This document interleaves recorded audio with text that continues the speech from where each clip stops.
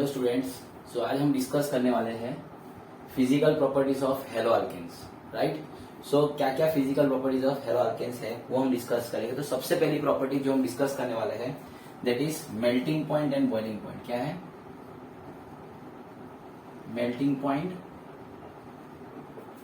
And boiling point.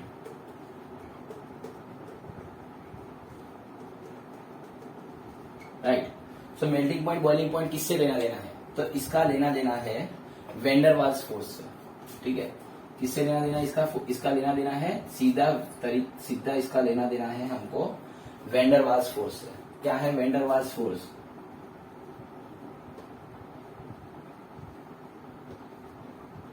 ठीक है। सो ये फोर्स होता है क्या, जो मॉलिक्यूल्स होते हैं उनके बीच में जो वीक अट्रैक्शन होता है वो होता है वेंडर वाल्स फोर्स, राइट। सो जैसे जैसे अगर हायर जितने ज्यादा मॉलिक्यूलर मास वाला अल्केन होगा, ठीक है, that is higher alkane, higher molecules ऐसे बोल सकते हैं, higher molecular mass, higher molecular mass alkanes का क्या होगा? हायर वेंडर वाल्स फोर्स होगा। ठीक है, और हायर वेंडर वाल्स फोर्स होगा तो क्या होगा? उतना ज्यादा हीट एनर्जी देना पड़ेगा, राइट। उतना ज्यादा हीट एनर्जी देना पड़ेगा वो बॉन्ड ब्रेक करने के लिए, राइट, वो अट्रैक्शन ब्रेक करने के लिए। सो उसको लिए क्या होगा? Higher melting point and boiling point होगा, राइट। सो मतलब जैसे जैसे कार्बन की लेंथ चेन बढ़ेगी, ठीक है, मॉलिक्यूलर मास बढ़ेगा हेलो अल्केन्स का, तो उससे क्या होगा? Van der Waals force of attraction बढ़ेगा। Van der Waals force of attraction को ब्रेक करने के लिए हमको और ज्यादा एनर्जी देनी पड़ेगी। So they will have high melting and boiling point. ठीक है। सो अभी इसको कंपैरिजन करें हम अगर अल्केन्स के साथ, हेलो अल्केन्स और अल्केन्स के साथ कंपैरिजन करें हम इसका, ठीक है। सो इनमें क्या है? Haloalkanes have higher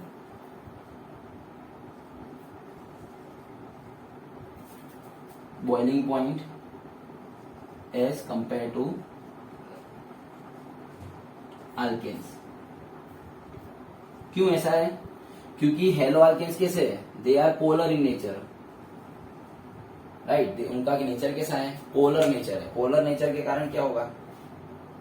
polar nature के कारण थोड़ा बहुत इंटरेक्शन होगा इनके मॉलिक्यूल्स के बीच में। वेरएस हमको पता है अल्केन्स है वो क्या है? नॉन पोलर है। नॉन पोलर तो उससे इंटरेक्शन कम होगा। इंटरेक्शन कम होगा तो क्या होगा? कोई वेंडर वाल्स फोर्स या तो एकदम नेग्लिजिबल होगा या नहीं होगा, जिसके कारण क्या होगा? इनका बॉइलिंग पॉइंट लो होगा, राइट। चलो, सो ये हमने डिस्कस किया है किसका? विद रिस्पेक्ट टू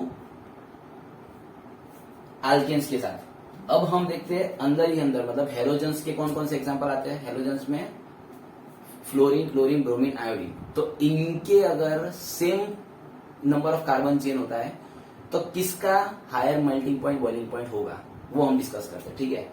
सो इसको नोट डाउन करिए।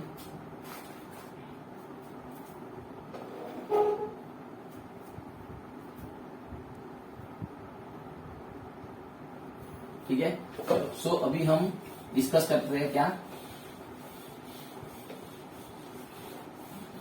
कि भाई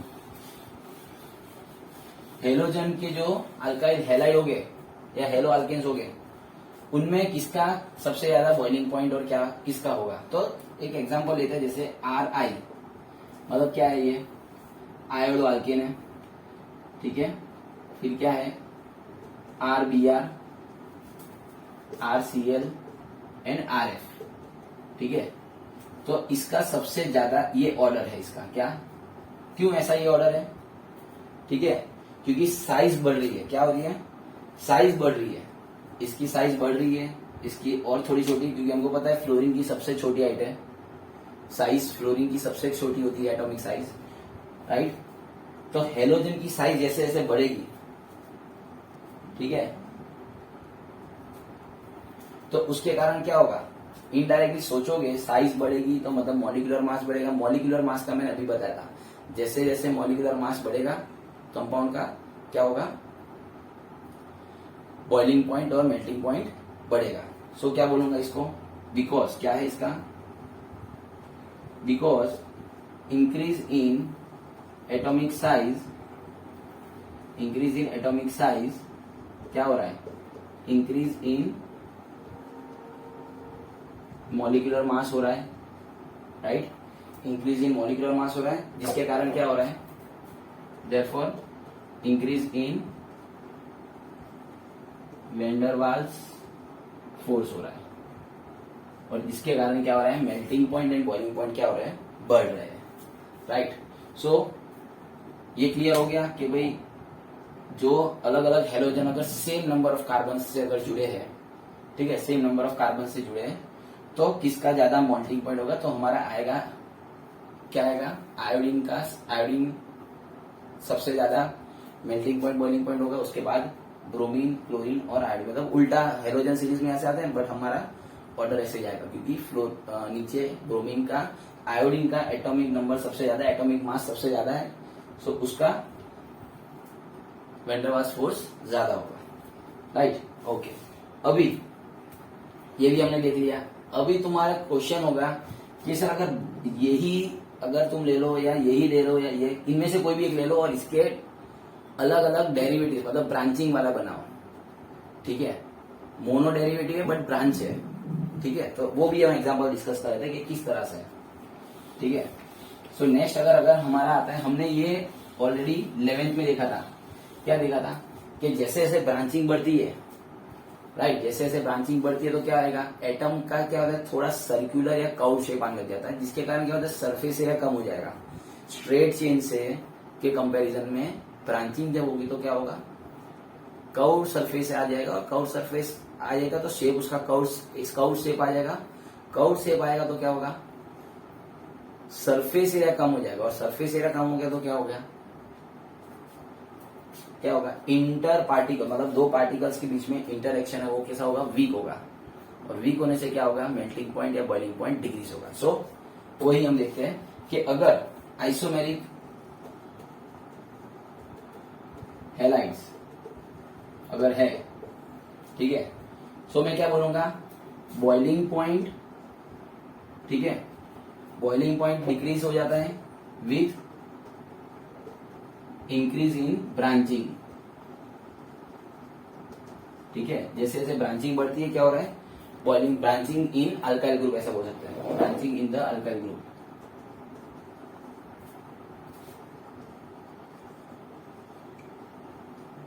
ठीक है।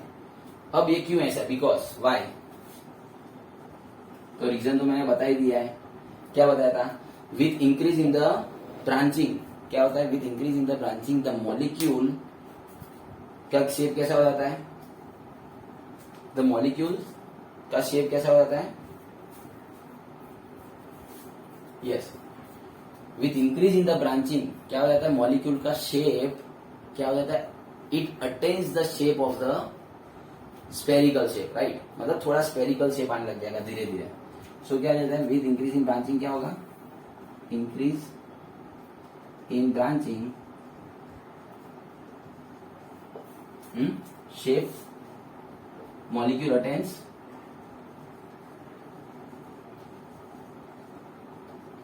कैसा शेप करेगा, कर्व्ड शेप, ठीक है, या स्पेरिकल शेप, स्पेरिकल शेप, और स्पेरिकल शेप से क्या होगा, स्पेरिकल शेप से क्या होगा, decrease in inter particle attraction, ठीक है, दो पार्टिकल्स के बीच में अट्रैक्शन है वो क्या हो जाएगा, डिक्रीज हो जाएगा या वीक हो जाएगा, जिसके कारण क्या होगा, बॉइलिंग पॉइंट क्या होगा, लेस होगा, डिक्रीज हो जाएगा, क्लियर। सो ये हमारा पूरा टॉपिक था किसके रिलेटेड,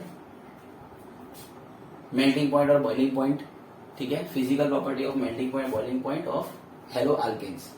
एक सिंपल इसका ये जो टॉपिक है इसका आउटकम मैं बताऊं अगर सिंपल, तो मैं क्या बोल सकता हूं कि बॉइलिंग पॉइंट है,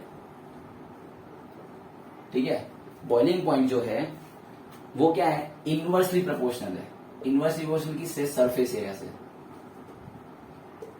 बस इतना याद रख लो। और हमको पता है जैसे जैसे ब्रांच होगा तो क्या होगा, molecule will become spherical, more and more spherical. जितना ज्यादा ब्रांचिंग होने लग जाएगा उतना क्या हो जाएगा, छोटा आ जाएगा और स्पेरिकल होने लग जाएगा, जिसके कारण क्या होगा, interaction between the molecules will become weak. Weak होने से क्या होगा, बॉइलिंग पॉइंट कम हो जाएगा, राइट। सो चलो इसको नोट डाउन कर लो। फिर हम बढ़ते हैं हमारी सेकेंड प्रॉपर्टी पे, जो है density. So second physical property that we are going to discuss is density.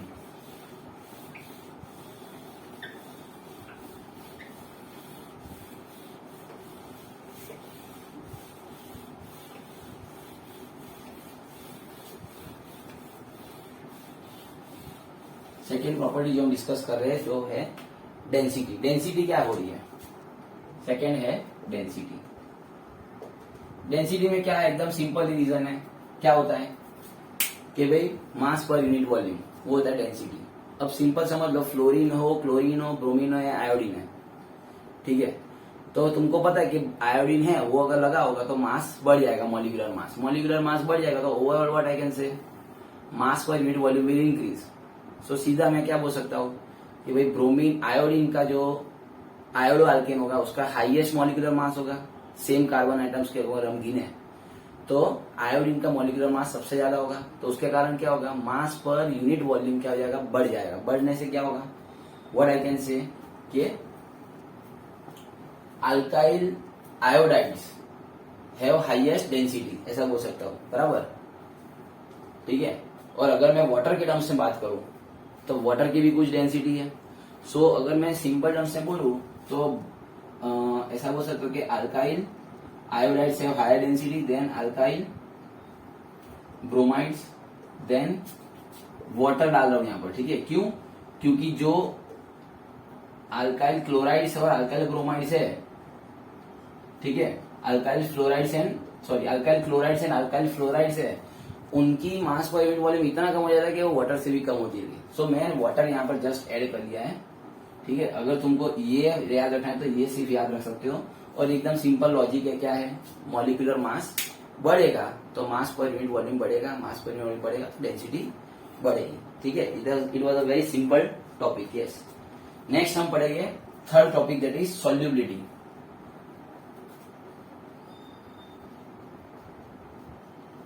ठीक है, सॉल्युबिलिटी क्या है, तो जनरली होता क्या है, हमने पढ़ा है लाइक डिसॉल्व्स लाइक, ये यूनिवर्सल सॉल्युबिलिटी का एक रूल है।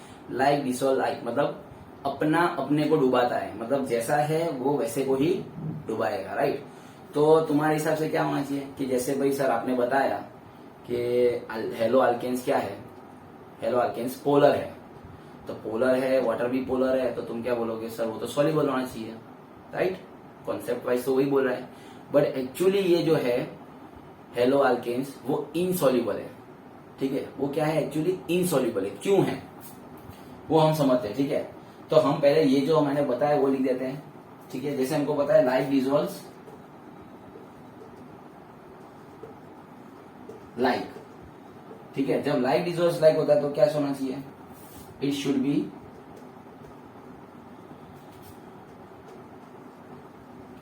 soluble in water, right? It should be, they should be soluble in water, they should be soluble in water, right? But ये ऐसा नहीं होता है, बट ऐसा कुछ नहीं होता है। क्यों, क्योंकि क्यों नहीं होता है, बिकॉज जो हाइड्रोजन बॉन्ड बनाने चाहिए किसको, हेलो अल्केन्स को वाटर के साथ जो हाइड्रोजन बॉन्ड बनाने चाहिए वो नहीं बन पाते हैं। क्यों, क्योंकि हेलो अल्केन्स है, उनके बीच में भी क्या होता है, हाइड्रोजन बॉन्ड बनेगा, राइट। हेलो अल्केन्स के बीच में भी थोड़ा हाइड्रोजन बॉन्ड बनेगा, और वाटर मॉलिक्यूल्स के बीच में तो होता ही है। So when they are dissolve, जब हम उसको डिसॉल्व करते हैं, ठीक है, सो इतनी एनर्जी नहीं मिलती है जिसके कारण क्या हो जाए, हाइड्रोजन बॉन्ड ब्रेक हो पाए। अब हाइड्रोजन बॉन्ड ब्रेक हो पाए उतनी एनर्जी हम नहीं दे रहे हैं, ठीक है, व्हेन वी आर डिसॉल्विंग, जिसके कारण हाइड्रोजन बॉन्ड्स दो मॉलिक्यूल्स के बीच में ब्रेक हो जाए, वाटर मॉलिक्यूल्स के बीच में। अगर उतनी एनर्जी नहीं मिल रही है तो सीधी बात है क्या होगा, दे विल रिमेन इनसॉल्युबल, ठीक है। सो वही है, क्या है, insoluble because they do not form H bond with water. Why so? क्यों? Because there is when dissolve when, because अब ये भी क्यों है, as required energy to break H bond in water molecules is not supplied on dissolving. ठीक है, dissolve करते वक्त जो एनर्जी हम डिजोल्व करेंगे तो एनर्जी कुछ हम देंगे, क्योंकि हम भी मैकेनिकली एनर्जी प्रोवाइड करते, तो वो उतनी एनर्जी भी क्या है, इनफ नहीं है to break the hydrogen bond between water.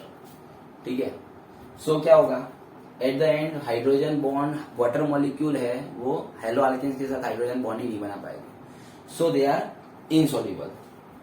Right, understood here. तो ये दो सॉल्युबिलिटी हमने, ये सॉल्युबिलिटी और डेंसिटी हमने डिस्कस किया है. ठीक है, इसको नोट डाउन करिए.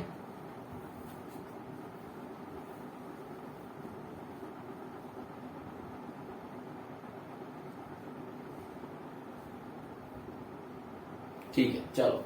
सो now moving to the next property, that is what, stability. Stability हमारा नेक्स्ट प्रॉपर्टी है जो हम डिस्कस करने वाले हैं. सो लेट अस सी कि स्टेबिलिटी में क्या होता है. तो हमको ऑलरेडी पता है कि स्टेबिलिटी में कैसा होगा, जितना मजबूत रिश्ता, राइट, जितना मजबूत रिश्ता उतना ही वो साथ में रहेंगे, हमको पता ही है. राइट, सो जैसे हेलो अल्केन्स में अगर देखें तो जहां, मतलब इनडायरेक्टली क्या बोलना चाहता हूं कि जहां बॉन्ड लेंथ छोटी उसको ब्रेक करना मुश्किल पड़ेगा, उतना मुश्किल पड़ेगा मतलब वो ज्यादा स्टेबल होगा. Right, so what I can say कि ऐसा कंक्लूड कर सकता हूं मैं कि stability is inversely proportional to the bond length. Right, मैं ये कंक्लूड कर सकता हूं व्हाट, कि स्टेबिलिटी जो है हमारा कौन सा है, फोर्थ टॉपिक, फोर्थ पॉइंट है स्टेबिलिटी. उसको मैं क्या बोल सकता हूं कि stability is inversely proportional to bond length. ठीक है, मतलब क्या, आर एक्स की जो बॉन्ड लेंथ है, ठीक है, बॉन्ड लेंथ जितनी कम उतनी क्या होगी, स्टेबिलिटी बढ़ेगी, उतनी स्टेबिलिटी क्या होगा, बढ़ने वाली है. Right, so what I can से ओवर हियर कि सबसे ज्यादा स्टेबल कौन होगा, ऐसा. राइट, तो सबसे पहले बॉन्ड लेंथ मेजर करते हैं. बॉन्ड लेंथ सबसे कम किसी होगी, आर एफ की होगी, फिर आर सी एल की होगी, फिर आर बी आर की होगी, और सबसे ज्यादा बॉन्ड लेंथ किसकी होगी, आर आई की.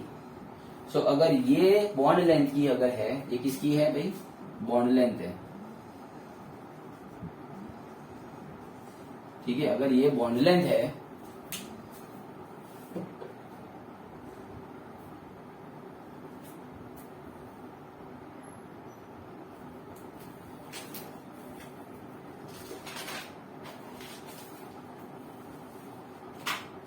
बॉन्ड,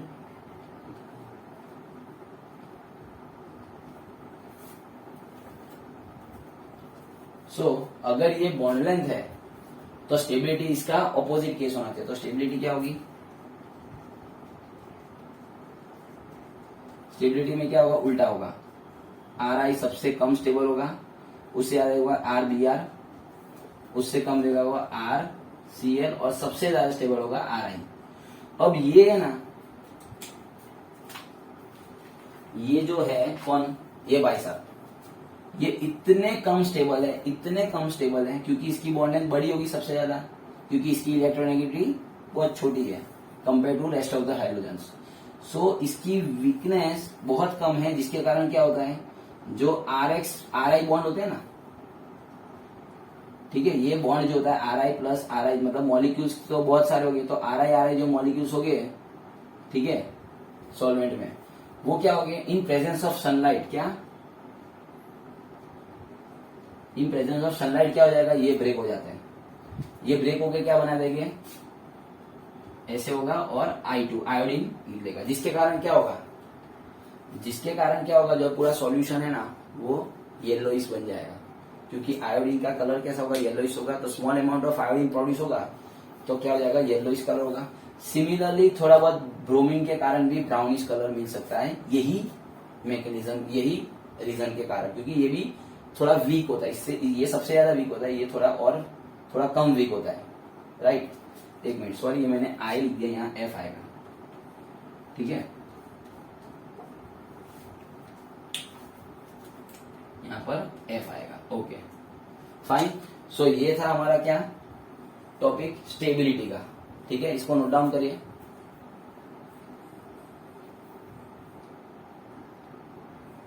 चलो, coming to the next topic, that is combustibility, ठीक है। कंबस्टिबिलिटी हम पढ़ेंगे।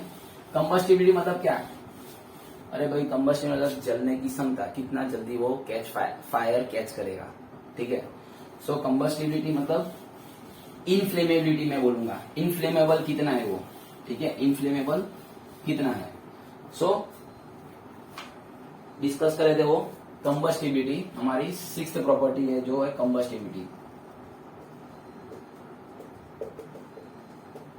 कंबस्टिबिलिटी जो है, ठीक है, वो क्या है, तो कंबस्टिबिलिटी में हम क्या बोलूंगा कि ये कंबस्टिबल तो है, कौन, haloalkanes, but they are less combustible compare to same carbon alkanes.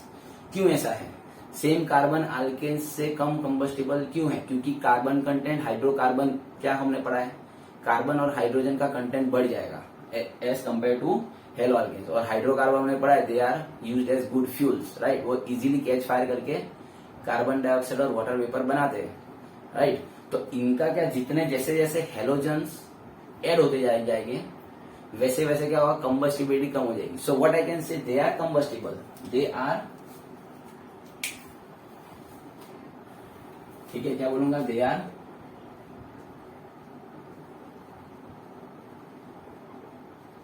Combustible, या बोलूंगा इनफ्लेमेबल, क्या बोलूंगा, इनफ्लेमेबल, बट लेस देन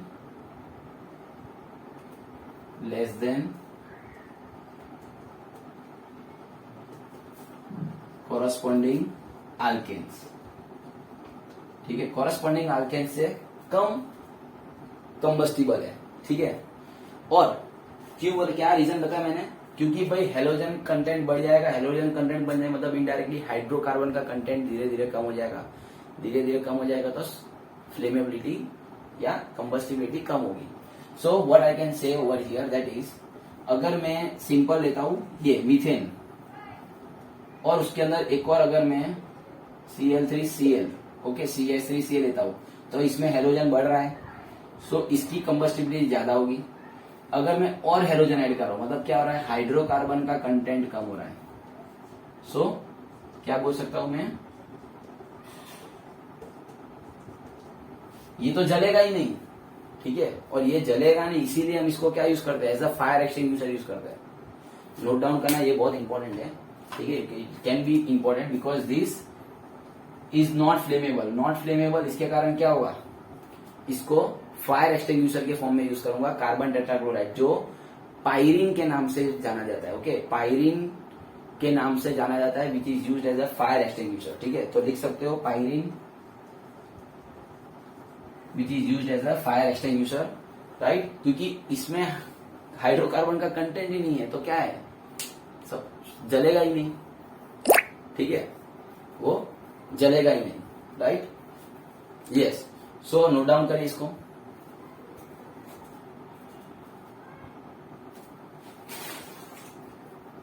चलो, सो नेक्स्ट जो हम पढ़ने वाले हैं, हमारे last property of haloalkanes, वो कौन सी है, ठीक है, तो वो है डाइपोल। क्या है वो, डाइपोल मोमेंट, ठीक है। तो हमको पता है भाई ये तो पोलर है, haloalkanes are what, they are polar, ठीक है। हाइड्रो अल्केन्स क्या है, हेलो अल्केन्स आर पोलर। अपनी 7th property I dipole, dipole moment. Dipole moment क्या बोलना चाहता है, मतलब क्या, हम सबको पता है dipole moment D by M measure करा जाता है डी से, राइट। सो क्या होता है डाइपोल मोमेंट में इनके कि ये as this are polar, so they have dipole moment, ऐसा बोल सकते हैं। बट डाइपोल मोमेंट किस तरह से होता है, ठीक है। So dipole moment decreases with increase in the as you move from chlorine to iodine. क्यों? इलेक्ट्रोनेगेटिविटी भाई, CH3Cl है और CH3Br है, तो Br का जो बोल सकते हैं कि व्हाट आई कैन से इलेक्ट्रोनेगेटिविटी है वो कम है क्लोरीन से। अब क्लोरीन से इलेक्ट्रोनेगेटिविटी कम है तो ऑब्वियसली क्या होगा, क्लोरीन का डाइपोल मोमेंट ज्यादा होगा, राइट। सो मैं यहां से क्या बोल सकता हूं कि डाइपोल मोमेंट डिक्रीजेस, क्या बोल सकता हूं यार, it decreases right, decreases from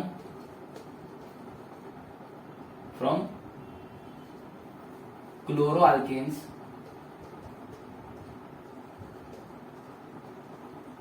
to कहां तक, iodoalkanes, right. But problem क्या है, क्यों? Because due to decrease in electronegativity, right. अब तो तुम्हारे हिसाब से क्या होना चाहिए, चलो एक केस हमारा डिस्कस हो गया, क्या, ये वाला कि RCl है, उसकी डाइपोल मोमेंट सबसे ज्यादा है किससे, RBr से, और उसकी सबसे ज्यादा, उसकी किससे ज्यादा है, RI से, ओके। बट एक और चीज नोट करने जैसी है वो ये है कि RCl की डाइपोल मोमेंट है ना RF से भी ज्यादा है। तो हमारे लॉजिक क्या बोल रहा है भाई, इलेक्ट्रोनेगेटिविटी तो फ्लोरीन की सबसे ज्यादा है, राइट। हमको पता है इलेक्ट्रोनेगेटिविटी फ्लोरीन सबसे ज्यादा है, तो उसकी डाइपोल मोमेंट सबसे ज्यादा होनी चाहिए थी।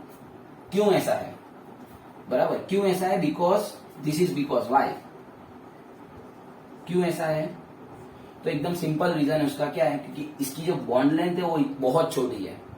तो बॉन्ड लेंथ छोटी होने के कारण क्या हो रहा है, वो इफेक्ट क्या कर रहा है, ओवरकम कर रहा है। किसको ओवरकम कर रहा है, इलेक्ट्रोनेगेटिव का जो हम क्राइटेरिया है उसको ओवरकम कर रहा है, जिसके कारण बोल सकता हूं कि भाई ये जो है उसकी डाइपोल मोमेंट सबसे ज्यादा होगी। Understood? So what I can say कि बिकॉज क्या होगा, because of smaller CF bond length, क्या, because of smaller CF bond length which overweights the effect of electronegativity, ठीक है। इलेक्ट्रोनेगेटिविटी के कारण ये तो ज्यादा होना चाहिए था, बट इसकी बॉन्ड लेंथ इतनी छोटी है कि वो क्या कर रहा है, इलेक्ट्रोनेगेटिविटी क्राइटेरिया को नेग्लेक्ट करके बॉन्ड लेंथ के कारण क्या हो रहा है, डाइपोल मोमेंट कम आ रहा है। It was all about the physical property of the haloalkanes, right. In the next lecture, right, hope you got it whatever we have discussed today, right. So thank you students.